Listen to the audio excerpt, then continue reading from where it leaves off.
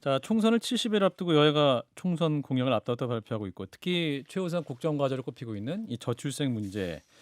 지난주 여야가 관련 대책을 같은 날 발표하면서 본격적인 또 공약 대결이 벌어진 것이 아니냐라는 또 해석도 나오고 있습니다. 그래서 당연히 또 민주당 관련 대책을 발표한 분이세요. 더불어민주당 김성주 정책위 부의장 모시고 또 자세한 내용을 짚어보겠습니다. 의원님 어서 오십시오. 예, 반갑습니다. 네, 진 교수님과 박 실장 인사 나눠주시고. 네, 안녕하세요. 반갑습니다. 예, 안녕하세요. 자, 일단은 정책 내용 짚기 전에 오늘 그 민주당이 새 로고를 또 발표를 했더군요.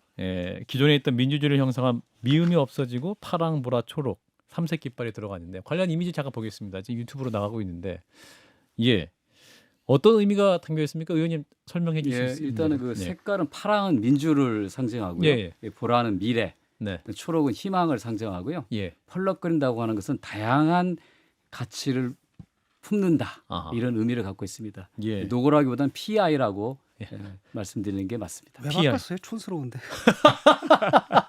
그래도 신경 써서 만들었는데 한 방에 바로 오늘 바로 그렇게 저거 얘기하시는 거예요. 전문가한테 맡긴 거예요? 전문가가 있어요. 전문가가 있죠. 전문가 있어요. 예. LG 상무 출신이었어요. 아니 그 심플하게 한 게 훨씬 낫네. 이거는. 자, 그건 이제 미학과 나오셨으니까 제가 뭐라고 배합도 말은 저거 못하겠지만. 색 배합이 예. 저거 그다지 좋은 배합이 자 아니에요. 미학과 출신 유권자는 부정적 평가하셨고 언론인 출신 유권자 평가해 주세요. 저는 뭐 당에서 알아서 할 일이라고 생각하고요. 저는 예. 산만하잖아 지금 저거 굉장히 산만하고 차라리 전께 심플하고 낫거든요. 아무튼 새로운 느낌을 줍니다.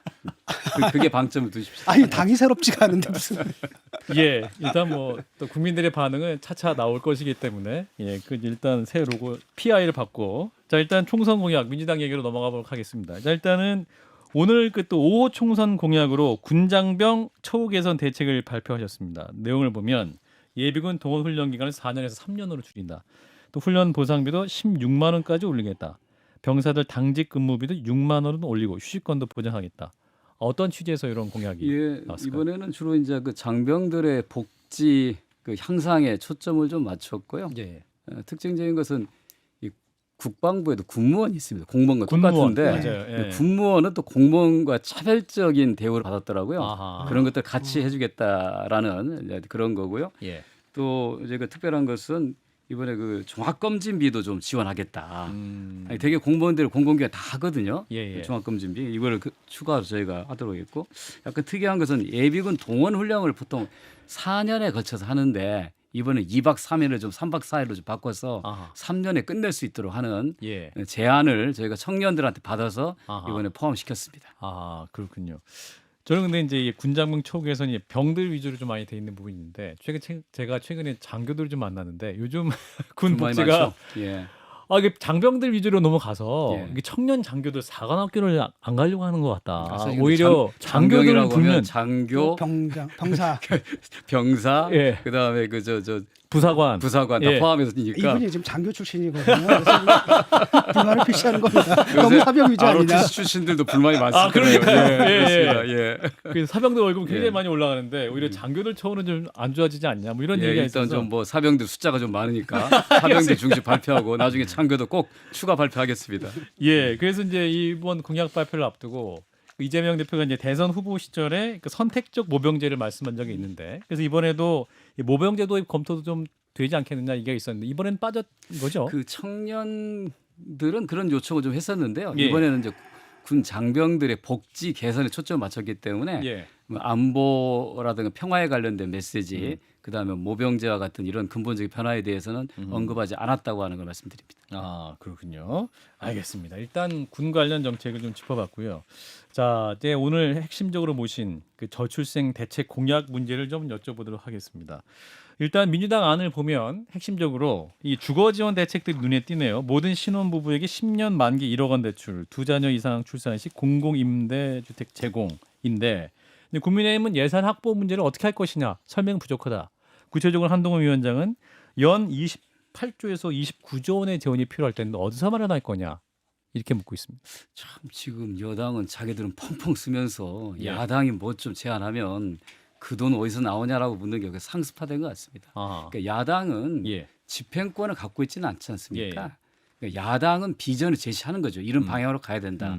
거기에 들어가는 재원에 대해서는 구체적으로 선거 공약을 제출할 때 재정 추계 다시 할 겁니다. 예. 그러나 이게 지금 대통령 선거가 아니기 때문에 총선이기 때문에 예. 정권에 대한 중간 평가 성격이 있는 거잖아요. 예. 지금 현재 하고 있는 것이 잘못됐거나 미흡하면 우리가 그걸 비판하면서 대안을 제시하는 건데 뭘 좀 이 얘기하면 그 돈은 어디서 나오냐 이 얘기하고 예. 재미있는 것은 우리가 오래전에 저출생 공약을 발표한다고 예고를 했는데 예. 느닷없이 갑자기 그날 오후에 또 국민의힘도 한동훈 비대위원장이 물타기 치고 발표했어요. 예. 저희가 아니 그럼 언제부턴가 여당이 야당 따라하기를 하냐? 그래 좋다. 저출생은 굉장히 우리 사회 존립을 위협하는 중대한 문제이기 때문에 예. 경쟁적 하는 거 좋다 이렇게 얘기했습니다. 이게 보면은 여당하고 야당하고 같이 공약을 냈는데 그 중에 공통 분모가 있지 않나요? 많이 있습니다. 그러면은 그거는 많이 공통 공약으로 하면 되지 않나요? 그렇게 어차피 뭐 해서- 여당안도 재정은 필요할 거 아니에요. 그렇습니다. 그렇게 네. 해서 빨리 입법할 수 있는 건 입법하자라고 하는 게 민주당 입장입니다. 네. 근데 이제 재정을 어디서 마련할 거냐. 그건 이제 대선 때 밝히겠다고 했는데 이번 어차피 총선 공약이잖아요. 그러면 그거 재정 부담을 어떻게 할지는 난 모르겠어. 그건 정부를 니네가 맡고 있으니까 니네가 일단 짜봐.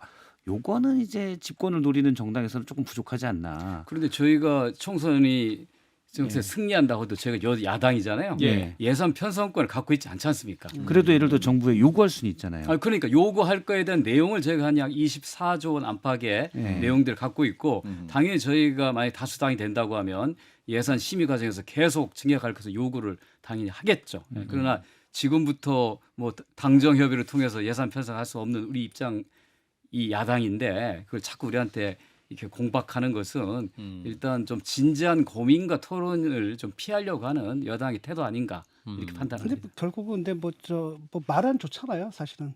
그렇잖아요. 쓰는 건 쇼핑할 땐 참 좋죠. 문제는 카드값 낼 때 문제잖아요.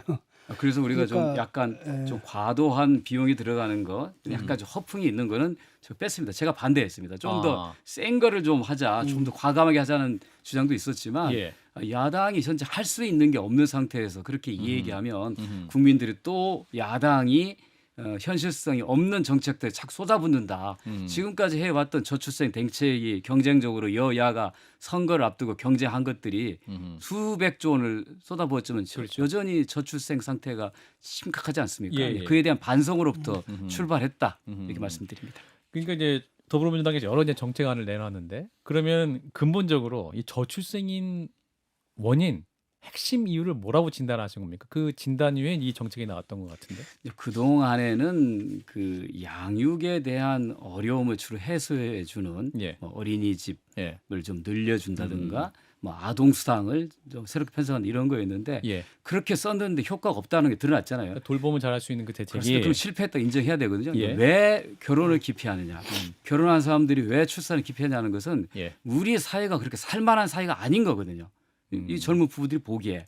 결혼하면 안 그러니까- 되겠다. 애 낳으면 안 되겠다. 그렇죠. 그래서 이걸 해결한다는 것은 우리 사회를 좀 더 매력적인 사회를 만드는 어허. 그러한 근본적인 사회 계획과 같이 이루어져야지 예. 단순히 돈을 많이 준다고 혜택을 준다고 지원을 늘린다고 해결될 수 있는 문제가 아니라는 것이 이번에 민주당 저출생 대책에 담겨져 있다고 말씀드립니다. 근데 이제 매력적인 국가를 만드는 일은 아무리 보수적으로 잡아도 한 70년 정도는 걸릴 것 같아서 지금 초등학생도 그걸 기다리기는 쉽지 않을 것 같다는 70년이 생각도 연으로 될까요? 윤석열 정부 그 전에 등장 후에- 외계인이 쳐들어올 수도 있습니다. 윤석열 정부 등장 후에 2년 만에 나라가 망가지는 것 보니까 최소한 5년이면 충분히 바로 세울 수 있을 것 같습니다. 5년이면 충분하다. 예. 예. 아니 그 바로 세워진 나라에서 좀 살아봤는데 안 행복하더라고요. 뭐 부족함이 있었겠지만 그래도 지금과 같이 끔찍한 상황은 아니지 않습니까? 아니요, 그때도 더 끔찍했어요. 자, 더불어민주당에서 이제 핵심적으로 내놓은 것 중에 모든 신혼부부 가구당 10년 만기 1억 원 대출. 요거가 이제 어떤 주거 문제를 좀 해결하면 결혼을 또 좀 문턱이 좀 낮아지고 출생 문제 해결할 수 있다고 판단하시는 겁니까? 그러니까 이제 이번에 저희 저출산 대책의 예. 그 세 가지 기둥은 예. 이제 주거, 자산, 돌봄입니다. 예. 그러니까 많은 젊은 세대들을 만났을 때 가장 많이 들은 얘기가 왜 결혼을 늦춥니까? 집을 장만해야지 할 수 있죠. 근데 그 집을 장만하기 굉장히 어려운 거 아닙니까? 현실적으로. 그렇죠. 예. 그래서 주거 확보가 첫 번째 해결책이 돼야 한다고 생각을 해서 예. 결혼을 앞둔 부부들에게 주거에 대한 희망을 줄 필요가 있다고 생각하고요. 그 뭐 저희가 과거에는 신혼부부 집안채라고 하는 상당히 괜찮은 공약도 있었습니다만 예. 논란 끝에 이제 사장이 됐고요. 아하. 이번에는 실제로 아이를 갖게 된 경우에 뭐두 자녀, 세 자녀에게는 임대주택을 그에 적합한 수준으로 예. 제공해주겠다고 하는 공약이 저희한테는 가장 그 신혼부부들의 환영을 받을 그런 공약입니다. 두 자녀 출산 시 24평, 세 자녀 출산 시 33평 분양 전환 공공임대 제공. 요거네요. 예. 어느 지역의 아파트냐가 제일 중요하지 않겠습니까? 그러니까 모든 지역을 다 망라해야 되겠죠. 모든 지역, 서울 예. 강남도 돼요? 네, 그것도 이제 국가가 적정한 입지에 적정한 네. 비용을 투자한 예. 물량을 공급한다면 예. 뭐 불가능할 일은 없겠죠. 아하. 근데 서울에 지금 집줄 땅이 없는데 예. 네, 그거는 뭐 여러 가지 그 공공 택지 확보를 위한 여러 가지 아이디어가 있었으니까요. 예. 근데 저희들은 아무튼 대한민국에 있는 모든 신혼 부부들에게 예. 그들에게 살 집을 마련할 수 있는 방안이 무엇인가에 대한 아하. 고민을 담은 정책입니다. 예. 저는 이제 공공임대 같은 거를 개발 제한 구역을 과감하게 해제해서 근교에 좀 거기에 공공임대를 충분히 지어서 그러니까 원하는 사람은 적정 수준의 공공임대 신혼부부들이 살고 출산하면 살고 이럴 수 있는데 아마 아까 세 자녀 얘기 10년 한이죠. 제가 알기로 10년인가 기간이 있는 걸로 알고 있습니다. 예. 10년 안에 3명 낳아야 되는 요런 건 조금 뭐 10년 안에 그러면은 방을 늘리기 위해서 부지런히 애를 가져야 된다는 건지 요런 건 조금 이제 미흡한데 일단 그런 주거 시설을 해준다는 건 저는 상당히 좋게 생각을 해요. 예. 그러나 다만 대부분의 저출산 대책들이 현금으로 지급하는 게 너무 많아요. 예. 1억 원 대출이랄지 그러면 뭐 재산이 엄청나게 많은 사람도 1억 원 대출 그냥 주는 건지 그래서 사실 현금 복지라는 게 예를 들어서 보육시설을 많이 늘리는 건 기존 어린이집이나 민영 이런 것도 갈등 문제가 있어서 그런 걸 처리하긴 귀찮고 그냥 돈으로 끝내겠다 이런 느낌도 많이 들어요. 그러니까 정치권에서 갈등 해소에 노력한다기보다는 돈 줄 테니까 이걸로 알아서 하세요. 근데 정말 돈이 없는 사람들은 이 돈이 꼭 보육에 들어가는 게 아니거든요. 예. 그래서 서비스나 이런 것들을 확충하는 게 중요한데 너무 쉽게 돈만 주겠다고 하는 건 아니지. 그래서 저희는 이번에 이제 현금성 지원보다는 예. 실제로 젊은 세대들이 필요한 것. 첫 예. 번째 집이 첫 번째고요. 예. 두 번째는 이제 자산입니다. 아이들이 키우는 데서 많은 비용이 들어가잖아요. 예. 지금은 이제 아동 수당을 이제 취약 전 단계까지만 지원하는데 예. 고등학교 졸업 때까지도 좀 늘려주고 그건 현금성 복지 무엇보다도 네. 아이들이 실제로 성인이 됐을 때 예. 사회 출발선에서 아무것도 갖지 않은 상태에서 시작을 해야 되지 않습니까? 그렇죠. 그래서 부모가 여유가 있다고 하면 그런 걸 더 도와주겠지만 여유가 없는 부모들 같은 경우에는 아이들이 살아갈 수 있는 기본적인 자산들을 좀 형성해 주자. 예. 네, 그런 것들이 이번 저희 정책에 담겨져 있는 겁니다. 막연하게 그냥 현금성으로 주고 끝나는 게 아니라 일정하게 자산으로 형성해서 그걸 통해서 독립적인 삶을 영위할 수 있도록 도와주자는 것이죠. 네. 자, 국민들에게 뭐 여야 모두 지금 대책을 내놓고 있습니다만 또 실효적인 대책으로 다가갈 수 있으면 좋겠습니다. 자, 의원님 저희 방송에 처음 나오셔가지고요. 현안 질문 좀 드리도록 하겠습니다. 총선이 이제 77일 앞으로 다가가는데 지금 이제 선거제도, 특별히 이제 비례대표제와 관련한 그 결론은 아직 나지 않은 것 같습니다. 이제 민주당의 생각은 무엇이냐? 또 이 정책위 부의장님 오셨으니까 지금 여러 논의가 있지만 절충안으로 권역별 병립형 비례제로 가고 있는 것이 아니냐 이런 보도도 나오고 있는데 어떤 게 맞습니까? 사실 이제 선거제도는 이상과 현실의 예. 문제인데요. 사실 이제 민주당은 정치적 다원주의, 다당제를 사실은 당의 기본적 방향으로 삼고 있습니다. 예. 뭐 저는 개인적으로는 독일식 정당 명부 비례제가 가장 이상적인 제도라고 봅니다. 근데 그거는 상대가 수용을 해야 되는데 이제 국민의힘은 전혀 그럴 생각이 생각이 없다. 없고요. 그나마 지난번에 해왔던 그 연동형 비례조차도 안 되고 그냥 병립형으로 가자 이렇게 주장하는 거 아니에요? 한동훈 비대위원장 말이 그렇죠 지금. 예.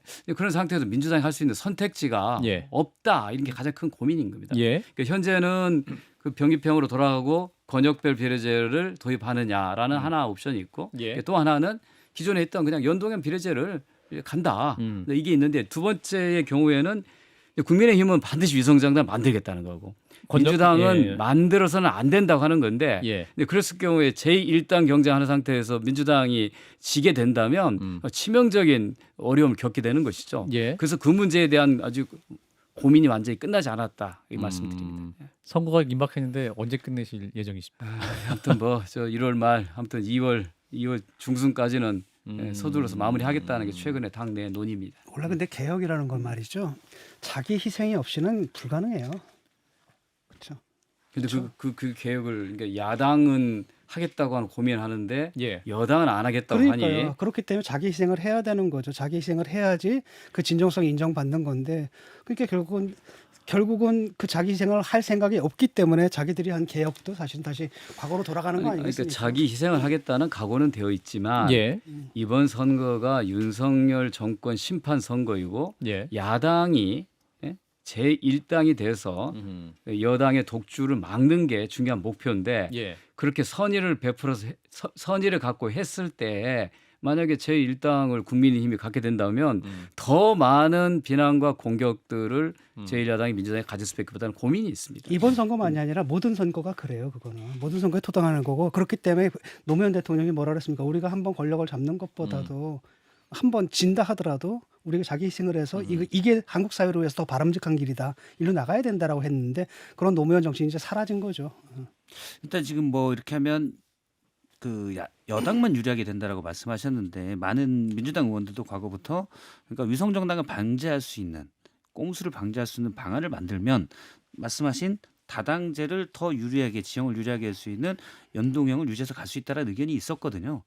물론 이제 지금은 그걸 패스트 트랙으로 태우기는 시간이 너무 없어서 안 되겠지만 왜 그런 준비를 그러면 처음부터 하지 않았냐 이런 비판에 대해서는 사실은 민주당이 여기에 대해서는 뚜렷이 얘기하기가 쉽지 않을 것 같아요. 예, 뭐 정개특위도 구성했고 당내 토론도 정말 뭐 맨날 며칠 했었고요. 예.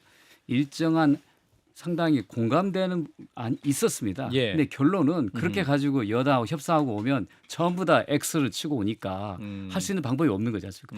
그렇다고 선거 제도를 다수 의석을 통해서 일방 처리할 수도 없는 거잖아요. 예. 거기에 민주당의 근본적인 딜레마가 있다. 이렇게 이해해 주셔야 됩니다. 저희가 진정성이 부족하거나 개혁 의지가 약한 것이 아니라 상대가 안 한다는데 우리가 아무리 이상적인 안을 제시해봐야 아무 소용이 없기 때문이죠. 지난번 같은 경우에는 당에서는 184가 얻을 거 예상하지 않았습니까? 그런데도 불구하고 위성정당을 만들었단 말이죠. 뭐 그렇게까지 낙관적인 기대는 하지는 아니, 뭐, 않았고요. 예, 아니 본인들이 예. 다 얘기를 한 건데 이미 다 예. 얘기를 했던 거고 정확하게 184까지 딱 얘기 안 하고 선거 결과로 입증이 됐고 이미 다 알고 있었고 그랬는데 그 상황 속에서도 결국은 뭘 만들었습니까? 위성정당 만들었잖아요. 예. 선거라는 게 저도 그때 뭐 후보로 뛰어서 당선이 됐습니다만 예. 그렇게 낙관적인 기대를 가지고 선거를 했던 건 아닙니다. 이번에는 저희는 지난 20대 총선보다 훨씬 어렵다고 생각합니다. 여러 가지 정당 지지도나 이런 거에서 민주당에게 결코 유리한 선거가 아니다. 예. 이런 그 저희들은 절박한 마음을 갖고 있습니다. 예. 지난 총선에서 정개특위에서 사실 야당의 합의 없이 밀어붙인 건 맞거든요. 지난 준연동제를 했을 때 이번은 왜 다르냐에 대해서는 약간 논리가 없을 수가 있고 또 의원님 일단 처음 오셨는데 너무 막 하는 것 같아서 여기까지만 얘기하도록 하겠습니다. 고맙습니다. 자, 그러면 소프트한 질문. 제 3지대 지금 예. 통합을 위해서 열심히 하고 있는데 어떻게 될 것 같으세요, 의원님? 지금 뭐 이낙연 전 대표의 새로운 미래 이번 주 통합할 수 있다. 김종민 미래대연합 창준위원장과 함께 얘기하고 있고, 자, 이준석 대표의 개혁신당도 움직임. 오늘 이제 양양자 대표와의 한국의 희망과 함께 합당했다 이렇게 발표가 나오고 있는데 이 3지대 움직임이 여야, 그러니까 국민의힘과 민주당에 위협이 될 수 있다고 판단하십니까? 우리가 이제 오랫동안 양당제에 익숙하기 때문에 예. 제3당, 제3지대 얘기하는 건데요. 예. 저는 정당에 세 가지 필요한 게 이념, 인물, 지지 기반이라고 봅니다. 예. 지금 얘기되고 있는 이낙연 신당, 이준석 신당, 기타 신당들이 이념이 뭔지 저는 모르겠어요. 한 번도 그들도 얘기하지 않아요. 단지 인물은 있죠. 대표하는 인물들이. 예. 그리고 지지 기반이 뭐 이준석 신당은 뭐 2030 남성이라 확고한 것 같아요. 이낙연 신당은 뭔지 잘 모르겠어요. 그러니까 단순히 누구를 반대하기 위해서 이재명을 반대하기 위해서 또 윤석열 반대하기 위해서 만들어진 정당들은 예. 가설 정당일 뿐이다. 선거를 앞두고 진정으로 지속 가능한 정당이 되려면 그 당의 정관 정책을 통해서 이념적인 지향을 분명히 하고 예. 사람들을 모아서 형성을 해야 되는데 지금 나오고 있는 정당들이 저는 이 총선 이후에도 지속될지 저는 회의적입니다. 너무 과도한 관심이 여기에 쏠려 있다 저는 생각을 해요. 아, 3지대에. 예. 근데 이제 여야 모두에 실망한 양당제 폐해에 실망한 국민들이 그만큼 많다. 그렇습니다. 예.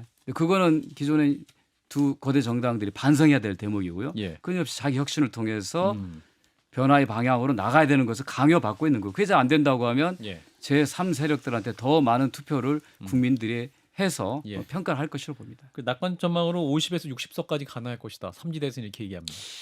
물론 뭐 총선의 의석수까지 예측할 수 없겠지만 예. 저는 뭐 일시적으로는 관심을 끌고 의석을 얻는다 하더라도 그게 음. 오래 가겠는가 한국 음. 정치사에서. 예. 저는 그 안철수 국민의당의 실험이 끝나고 난 다음에 결국 이제 보수 정당이 투항했잖아요. 예. 더 이상 한국에서 제3 정당은 쉽지 않다 이렇게 생각합니다. 그렇군요. 알겠습니다. 일단 뭐 잘 되지 않을 것이다. 부정적 전망하시는 걸 듣겠습니다. 자, 마지막 질문은 윤석열 대통령과 한동훈 국민의힘 비대위원장의 갈등 봉합된 것이냐 아니면 불신은 여전한 것이냐 여러 해석이 있습니다. 뭐 의원님이 밖에 당 입장에서 보시기에 어떻게 보셨습니까? 이 갈등 과정. 우리나라에서 특히 정치에서 권력이 1인자와 2인자가 이렇게 은밀하게 아니고 예. 공개적으로 언론에다가 정보를 흘리면서 싸우는 것 저는 처음 봤습니다. 이게 과연 누구를 위한 것인지 뭐 때문에 저는 이해할 수가 없어요. 그리고 이거는 분명히 양쪽 다 쌍방이 다 비난을 받아야 될 거 아니겠습니까? 권력 넘버 1, 넘버 2잖아요. 예. 근데 그 극한까지 갔다가 마치 극적으로 화합한 것을 보여주기 위해서 화재 현장을 화해 현장으로 바꿔버리는 이게 정말 올바른 국민을 위한 정치인지 저는 굉장히 실망하는 국민들이 많을 것 같습니다. 저희도 상대 경쟁 당이니까 예. 상대방이 시끄러우면 우리가 반사 이익을 누리지 않을까라고 하는 기대를 할 수 있지만 솔직히 국민으로서 부끄럽습니다. 어느 역사에 이런 일이 있을 수 있을까? 좀 화해 현장으로 만들었다라고 말씀하시지만 그 더불어민주당은 뭐 현장에 가서 어떤 구체적인 어떤 그 재난 현장에 주민들을 위한 대책을 내놓으신 게 있느냐? 그 현장에 가서 어떤 뭐 공감의 모습을 보이신 게 있느냐? 저희가 이제 지진이나 화재 예. 이런 피해 현장에 갔을 때는 저희는 굉장히 조심해서 갑니다. 예. 자칫 정치인들 거기 가서 사진 찍고 뭔가 하려고 하는 모습을 보여주는 것으로 오해받지 않을까 봐서 예. 저희는 뭐 빨리 움직이기보다는 조금 더 상황이 안정되고 난 다음에 예. 주민들이 원하는 게 무엇인지를 좀 우리가 듣고 그 해결하기 위한 이런 차원에서 접근을 좀 해왔고요. 예. 이번에도 먼저 가야 된다는 얘기가 좀 있었지만 그리고 한동훈 비대위원장이 간다는 얘기가 들었지만 저희는 조금 자제하자 이렇게 내부적으로 얘기했습니다. 그러니까 현장 배려에 좀 늦게 가신 그런 방침이었다. 예. 안 갔다는 얘기예요. 자, 박성태 씨. 일단 제가 볼 때는 요즘 뉴스에 민주당이 없어요. 가끔 찐명이 친문 586까지 배쳐간다 이런 기사 빼고는 없습니다. 그러니까 윤한 갈등도 정말 어처구니 없는 일이지만 뭔가 한동훈 비대위원장이 손을 들고 뭔가를 해보는 과정에서 나온 얘기거든요. 그리고 제3당 얘기도 상당히 많이 나오고 그러면 160석이 넘는 원내 제1당 전통적 민주당은 지금 이 총선 국면에서 무엇을 하고 있는가 이 질문들이 사실 많이 있습니다. 예. 더군다나 이번 윤한 갈등이 한동훈 비대위원장의 완승이고 이 기조가 간다면 이번 총선에서 정권 심판론이 아니라 한동훈 비대위원장이 이끄는 선거가 되면 훨씬 어려워질 수가 있거든요. 그럼 여기서 민주당이 어떤 혁신 목소리를 내는가? 근데 사실은 지금까지 나와 있는 목소리 중에는 예. 아니, 별로 그런 없다라는 게 지적은 아쉬워요. 우리 내부에서 나오고 있습니다. 왜 예. 민주당이 과거처럼 이렇게 다이나믹하고 좌충우돌하고 이런 모습을 보여주지 않는가? 예. 뭔가 좀 민주당이 상대적으로 오히려 더 리버럴 정당이면서도 올드해 보이지 않느냐 이런 비판들은 내부에서 많이 나오고 있고요. 예. 저도 당의 공식 회의에서 그런 얘기를 많이 합니다. 예. 그러면 우리가 무엇을 가지고 새로운 거 보여줄 건지 저는 첫 번째 사람이고 그 사람은 현재 영입 인재들을 발표하면서 계속 보여주고 있고 또 하나는 예. 이제 정책입니다.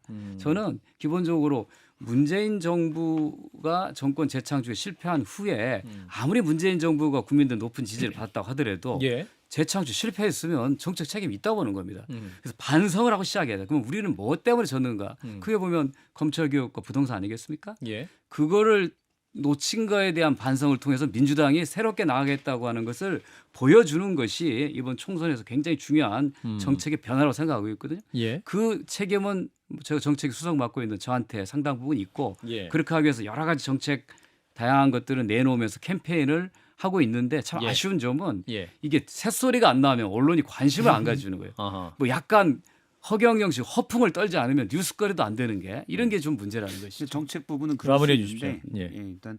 일단 찐명들이 자꾸 얘기하는 거를 왜 이재명 대표는 전혀 제어치 않는가? 앞서 이제 삼색 로고가 다양성을 마무리해 다양한 가치를 주세요. 추구한다고 했는데 왜 실제 당은 그러지 않는가? 이런 부분에 대한 목소리도 좀 있었으면 하는 아쉬움이 이 있어요. 바람까지 듣고 저도 마무리하겠습니다. 저도 전적으로 공감합니다. 네, 더불어민주당 김성주 의원이었습니다. 고맙습니다.